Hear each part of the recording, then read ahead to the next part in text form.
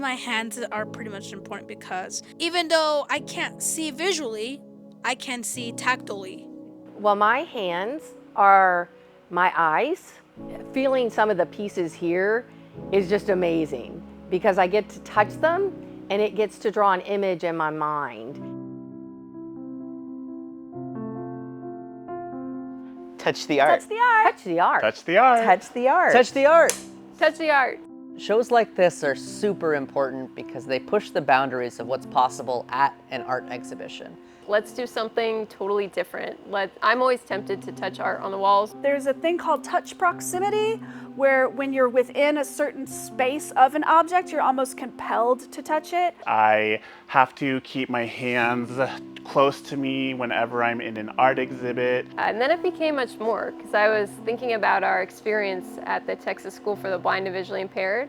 We had visited one of their spring showcases. We had been putting on art shows where we hang little braille signs that say, please touch the art. I think Natalie came to our shows and was thrilled by that idea, so she wanted to take it further. Okay, touching art is fun, but what if that is the way you had to experience art, right?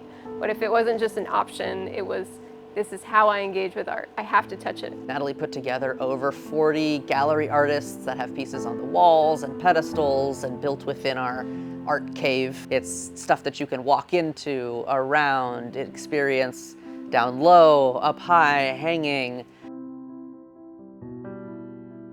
This year we had our Touch the Art collective. So I chose 5 artists that visited the Texas School for the Blind and Visually Impaired. I got to work with 3 different classes of students. We used a lot of different types of beads, some pony beads, which are just the plastic little beads, and polymer clay beads that we made by hand. Mushrooms and flowers and a dragon. The students at the school made letters out of clay that spell one sentence. We developed a tactile object that we could wear, and on it, it's got pieces of clay that the kids traced and cut out.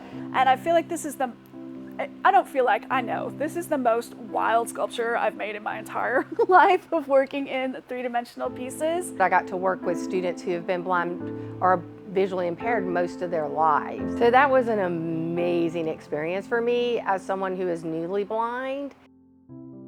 I have gained a better understanding of how to make my art inclusive and interactive beyond a visual level. To gain perspective from a different person's experiences. I feel like I've made such an impact. I was able to give this input from the blind perspective. This is the highlight of my year. I love working with young artists and seeing the world through their lenses. I've also got to learn a lot from the students that I worked with about how to make my art focused on joy and excitement.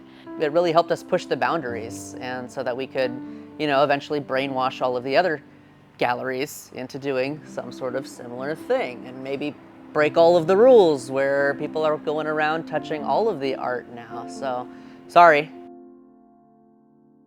We love this collaboration with Almost Real Things. Natalie in Almost Real Things has made it very easy to meet the artists out in the community, which is something that was difficult for us to do before. It really is leading into this bigger mission, again, understanding how different people engage with art. What can we do better, and what can we share so that everybody feels like welcome to come to an art show and like they can participate and they can make art themselves. Welcome to Touch the Art. We're so excited you're here. Please use your fingers as your eyes.